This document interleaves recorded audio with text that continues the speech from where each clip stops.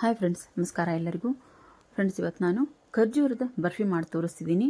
ಖರ್ಜೂರನೇ ಮೊದಲೇ ಆರೋಗ್ಯಕರವಾಗಿ ಹಾಗೆ ಟೇಸ್ಟಿಯಾಗಿರುತ್ತೆ. ಇದನ್ನು ಇನ್ನೂ ಆರೋಗ್ಯಕರವಾಗಿ ಹಾಗೆ ಟೇಸ್ಟಿಯಾಗಿ ಹೇಗೆ ಮಾಡೋದು ಅಂತ ಹೇಳಂದು ನಾನು ತೋರಿಸ್ತಿದ್ದೀನಿ. ಇಲ್ಲೇ ಬರೀ ಏನೆಲ್ಲ ಇಂಗ್ರೀಡಿಯೆಂಟ್ಸ್ನ ಈಗ ತೊಗೊಂಡಿದ್ದೀನಿ ಅಂತ ಹೇಳಂದು ಹೇಳ್ತೀನಿ. ನೋಡ್ರಿ, ನಾನು ಗೋಡಂಬಿ, ಬಾದಾಮಿ, ಪಿಸ್ತಾ ಮತ್ತು ಈ ಪಂಪ್ಕಿನ್ ಸೀಡ್ಸು, ಕುಂಬಳಕಾಯಿ ಬೀಜ ನಾನಿಲ್ಲಿ ಒಂದರಲ್ಲಿ 2 ಮಾಡಿಟ್ಕೊಂಡಿದ್ದೀನಿ. ಹಾಗೆ ಈ ಗೋಡಂಬಿ, ಬಾದಾಮಿ, ಪಿಸ್ತಾನ ಚೂರನ್ನು ಮಾಡಿಟ್ಕೊಂಡಿದ್ದೀನಿ. ಹಾಗೆ 1 ಟೇಬಲ್ ಸ್ಪೂನಷ್ಟು ಕಸಕಸಿ ತೊಗೊಂಡಿದ್ದೀನಿ. 1/4 ಬಟ್ಲಾಗಷ್ಟು ಇಲ್ಲಿ ನಾನು ಹಸಿ ಖರ್ಜೂರನ ತೊಗೊಂಡಿದ್ದೀನಿ. ಹಾಗೆ 1 ಕೊಬ್ಬರಿ ಬಟ್ಲನ ತೊಗೊಂಡಿದ್ದೀನಿ, ಒಣ ಕೊಬ್ಬರಿ ಬಟ್ಲನ ಇಲ್ಲಿ ತೊಗೊಂಡಿನಿ ನಾನು. ಇದನ್ನು ನಾನು ಪೌಡ್ರ್ ಮಾಡಿ ಇಟ್ಕೊಂಡೆ. ಈಗ ಪೌಡ್ರ್ ಮಾಡಿ 1 ಒಣ ಕೊಬ್ಬರಿ ಬಟ್ಲನ ಪೌಡ್ರ್ ಮಾಡಿ ಇಟ್ಕೊಂಡಿದ್ದೀನಿ.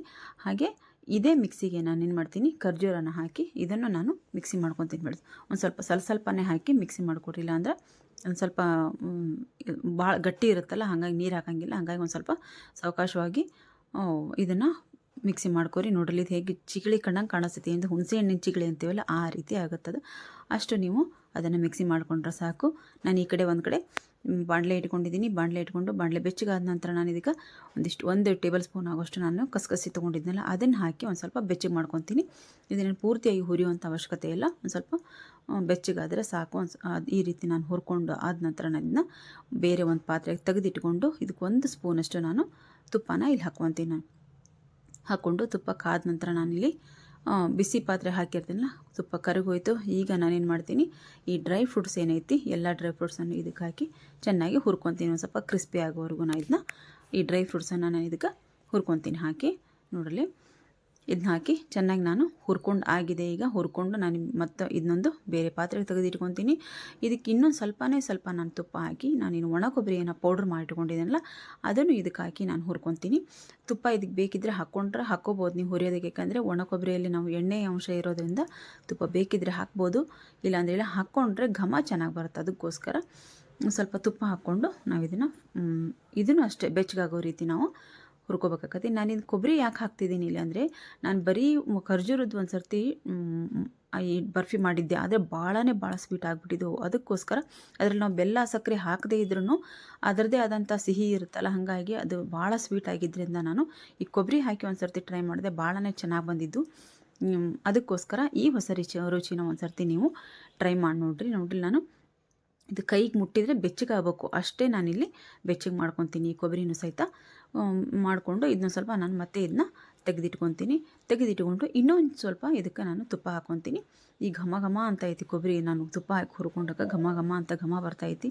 ಈಗ ನಾನು ಒಂದು ಪಾತ್ರೆಗೆ ತೆಗೆದಿಟ್ಕೊಂಡು ಇದಕ್ಕೆ ಇನ್ನೊಂದು ಸ್ವಲ್ಪ ಒಂದು 2.5 ಸ್ಪೂನಷ್ಟು ನಾನಿಲ್ಲಿ ತುಪ್ಪ ತೊಗೊಂಡಿದ್ದೀನಿ. ಅದು ಟೀ ಸ್ಪೂನು, ಜಾಸ್ತಿ ತುಪ್ಪ ಹಾಕೋ ಅವಶ್ಯಕತೆ ಇಲ್ಲ. ಒಂದು ಸ್ವಲ್ಪನೇ ತುಪ್ಪ ಹಾಕ್ಕೊಂಡು ಇದನ್ನ ಮತ್ತೆ ನಾನು ಚೆನ್ನಾಗಿ ಇದನ್ನು ಮಿಕ್ಸ್ ಮಾಡ್ಕೋ ಫ್ರೆಂಡ್ಸ್. ಅಂದ್ರೆ ಇದು ಮೆತ್ತಗಾಗಬೇಕು, ಅಲ್ಲಿವರೆಗೂ ನಾವು ಇದನ್ನು ಸ್ವಲ್ಪ ಲೋ ಫ್ಲೇಮಲ್ಲೇ ಇಟ್ಕೊಂಡು ನಾವು ಇದನ್ನು ಕೈ ಆಡಿಸ್ಕೋಬೇಕಾಕತಿ. ನೋಡ್ರಿ, ಇದೆಲ್ಲ ನಾವು ಹೇಗೆ ನಾವು ಇದನ್ನು ಮಾಡ್ತೀವೋ ಆ ಬಿಸಿಗೆ ಇದು ಮೆತ್ತಗಾಗ್ತಾ ಬರ್ತೈತಿ. ಈ ರೀತಿ ಮೆತ್ತಗಾದ ನಂತರ ನಾವೇನು ಮಾಡ್ಬೇಕು, ಇದಕ್ಕೆ ನಾನಿಲ್ಲಿ ಒಣ ಕೊಬ್ಬರಿನ ಹಾಕ್ಕೊಂಡಿನಿ. ನಾನಿಲ್ಲಿ ಪೂರ್ತಿ ಹಾಕ್ಕೊಂಡಿಲ್ಲ ಒಣ ಕೊಬ್ಬರಿನ, ಒಂದು ಬಟ್ಲಲ್ಲಿ ಒಂದು ಅರ್ಧ ಬಟ್ಲಷ್ಟು ನಾನಿಲ್ಲಿ ಒಣ ಕೊಬ್ಬರಿನ ಹಾಕ್ಕೊಂಡಿದ್ದೀನಿ. ಬೇಕಿದ್ದರೆ ಅಷ್ಟನ್ನು ಹಾಕ್ಕೊಂಡು ನಾವು ಮಾಡ್ಕೋಬೋದು. ತೀರ ಸಪ್ಪೆ ಆಗಬಾರ್ದು ಅನ್ನೋದಕ್ಕೋಸ್ಕರ ನಾನು ಅರ್ಧ ಬಟ್ಲಷ್ಟು ಹಾಕ್ಕೊಂಡು ನಾನು ಇದನ್ನು ಚೆನ್ನಾಗಿ ಈ ಖರ್ಜೂರ ಮತ್ತು ಕೊಬ್ಬರಿ 2 ಚೆನ್ನಾಗಿ ಮಿಕ್ಸ್ ಆಗೋವರೆಗೂ ನಾನು ಇದನ್ನ ಮಿಕ್ಸ್ ಮಾಡ್ಕೊತೀನಿ. ಈಗ ನಾನು ಡ್ರೈ ಫ್ರೂಟ್ಸನ್ನು ಏನು ತುಪ್ಪದಲ್ಲಿ ಕರೆದಿಟ್ಟಿದ್ವಲ್ಲ, ಆ ಡ್ರೈ ಫ್ರೂಟ್ಸನ್ನು ಇದಕ್ಕೆ ಹಾಕಿ ಚೆನ್ನಾಗಿ ಮತ್ತೆ ನಾನು ಮಿಕ್ಸ್ ಮಾಡ್ಕೊತೀನಿ ಬಿಡಿ. ಚೆನ್ನಾಗಿದ್ದು ಮಿಕ್ಸ್ ಆದ ನಂತರ ನಾನು ಇದನ್ನು ಮತ್ತೆ ಬೇರೆ ಪಾತ್ರೆಗೆ ತಗೋತೀನಿ. ನೋಡಿರಿ, ಕರೆಕ್ಟಾಗಿ ನಾವು ಇದು ಗೋಡಂಬಿ ಮತ್ತು ಏನು ಡ್ರೈ ಫ್ರೂಟ್ಸ್ ಅದಾವಲ್ಲ ಎಲ್ಲನೂ ಮತ್ತು ಕೊಬ್ಬರಿ ಜೊತೆಗೆ ಎಲ್ಲ ಮಿಕ್ಸ್ ಆಗಬೇಕು. ಆ ರೀತಿ ನಾವು ಇದನ್ನು ಚೆನ್ನಾಗಿ ಮಿಕ್ಸ್ ಮಾಡ್ಕೋಬೇಕಾಗತ್ತೆ. ಮಿಕ್ಸ್ ಮಾಡ್ಕೊಂಡಾದ ನಂತರ ನಾನೊಂದು ಬೇರೆ ಪ್ಲೇಟಿಗೆ ಇದನ್ನ ಹಾಕಿ ಆರೋದಕ್ಕೆ ಬಿಡ್ತೀನಿ. ಆರಬೇಕು ಅಂದಾಗ ನಾವು ಇದಷ್ಟು ಎಲ್ಲನೂ ಇದಕ್ಕೆ ಮಿಕ್ಸ್ ಆಗ್ತದೆ. ನೋಡ್ರಿ, ಒಂದು ಅರ್ಧ ಬಟ್ಲಷ್ಟು ನನಗೆ ಕೊಬ್ಬರಿ ಉಳ್ದೈತಿ. ಏನಾಗಂಗಿಲ್ಲ, ಅದು ತುಪ್ಪದಾಗ ನಾವು ಬಿಸಿ ಮಾಡಿರ್ತೀವಿ ಅಷ್ಟೇ, ಅದು ಬೇರೆ ಯಾವುದಕ್ಕಾದರೂ ಯೂಸ್ ಆಗೇ ಆಗುತ್ತೆ ನಮಗೆ. ನೋಡ್ರಿ, ಇದಷ್ಟು ಪೂರ್ತಿ ನೋಡ್ರಿ ಈ ರೀತಿ ಮಿಕ್ಸ್ ಆಗೈತಿ, ಹಾಗೆ ಮೆತ್ತಗೂ ಆಗೈತಿ. ಇದನ್ನು ನಾನು ಏನು ಮಾಡ್ತೀನಿ, ಒಂದು ಪ್ಲೇಟಿಗೆ ಈಗ ಹಾಕ್ಕೊತೀನಿ. ಇದು ಒಂದು ಸ್ವಲ್ಪ ಏಲಕ್ಕಿನೂ ಹಾಕಿರಲಿಲ್ಲ ನಾನಲ್ಲಿ, ಕೆಳಗೆ ಇಳಿಸಿ ಏಲಕ್ಕಿನೂ ಹಾಕ್ಕೊಂಡು ಮಿಕ್ಸ್ ಮಾಡಿಕೊಂಡು ಪ್ಲೇಟಿಗೆ ಹಾಕ್ಕೊತೀನಿ. ಇದೊಂದು ಸ್ವಲ್ಪ ಆರಬೇಕು ಫ್ರೆಂಡ್ಸ್. ಆರಿದಾಗ ಮಾತ್ರ ನಮಗೆ ಪೂರ್ತಿಯಾಗಿ ನಾವು ಈ ಡ್ರೈ ಫ್ರೂಟ್ಸ್ ಎಲ್ಲ ಅದಕ್ಕೆ ಚೆನ್ನಾಗಿ ಹಿಡ್ಕೊತಾವೆ. ಇದು ನೋಡ್ರಿ, ಈ ತುಪ್ಪ ಇತ್ತಲ್ಲ, ಅದಕ್ಕೆ ಇದೇ ಪ್ಲೇಟಲ್ಲಿ ನಾನು ಹಾಕಿ ಇದನ್ನು ಆರಿಸ್ತಿದ್ದೀನಿ.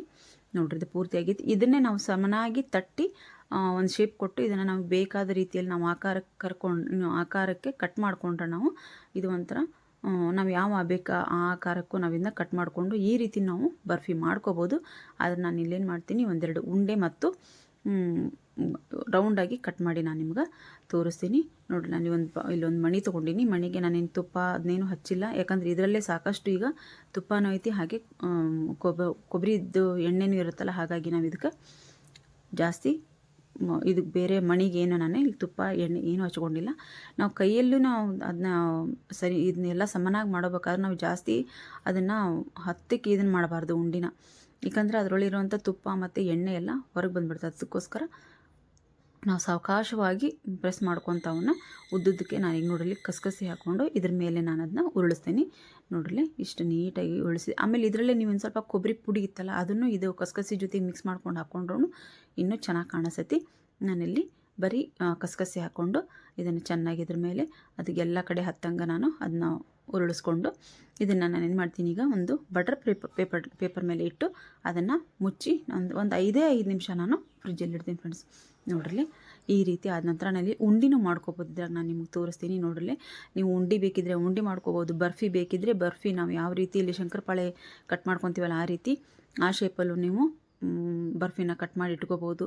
ಇಲ್ಲಾಂದರೆ ಈ ರೀತಿ ರೌಂಡಾಗಿ ಬರ್ಫಿ ಮಾಡ್ಕೊಂಡು ಅದ್ರ ಮೇಲೆ ಕಸಕಸಿ ಉದುರಿಸ್ಕೊಂಡು ಕಟ್ ಮಾಡ್ಕೋಬೋದು. ಈ ರೀತಿಯೂ ನೀವು ಅದ್ರ ಮೇಲೆ ಕಸಕಸಿ ಮೇಲೆ ಅದನ್ನ ಚೆನ್ನಾಗಿ ಉರುಳಿಸಿ ಈ ರೀತಿ ಬಟರ್ ಪೇಪರ್ ಮೇಲೆ ಹಾಕಿ ಒಂದು 5 ನಿಮಿಷ ನಾನು ಫ್ರಿಜ್ಜಲ್ಲಿ ಇಡ್ತೀನಿ. ಫ್ರಿಜ್ಜಲ್ಲಿಟ್ಟು ಕಟ್ ಮಾಡಿ ತೋರಿಸ್ತೀನಿ ನಿಮಗೆ ಎಷ್ಟು ಚೆನ್ನಾಗಿ ನಮ್ಮ ಬರ್ಫಿ ಬಂದಾವ ಅಂತ ಹೇಳೋದು ಗೊತ್ತಾಗುತ್ತೆ.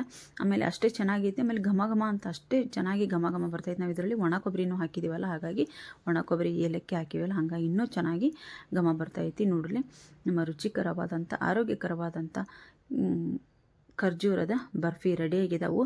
ಈ ಬರ್ಫಿ ರೆಸಿಪಿ ನಿಮಗೆ ಇಷ್ಟ ಆಗೈತೆ ಅಂತ ತಿಳ್ಕೊಂಡಿದ್ದೀನಿ. ಇಷ್ಟ ಆದರೆ ದಯವಿಟ್ಟು ಒಂದು ಲೈಕ್ ಮಾಡಿ, ಶೇರ್ ಮಾಡಿ, ಹಾಗೆ ಕಮೆಂಟ್ ಬಾಕ್ಸಲ್ಲಿ ಕಮೆಂಟ್ ಹಾಕೋದನ್ನು ಮರಿಬೇಡಿ ಫ್ರೆಂಡ್ಸ್. ಮತ್ತು ನನ್ನ ಚಾನಲನ್ನು ಸಬ್ಸ್ಕ್ರೈಬ್ ಮಾಡಿಕೊಂಡು ಸಪೋರ್ಟ್ ಮಾಡಿ. ನಿಮ್ಮೆಲ್ಲರ ಪ್ರೀತಿ ಪ್ರೋತ್ಸಾಹ ನನಗೆ ಬೇಕು. ನಾನು ಮತ್ತೆ ಮುಂದೆ ಒಂದು ಒಳ್ಳೆಯ ವಿಡಿಯೋದೊಂದಿಗೆ ಬರ್ತೀನಿ. ಬಾಯ್ ಫ್ರೆಂಡ್ಸ್, ಬಾಯ್.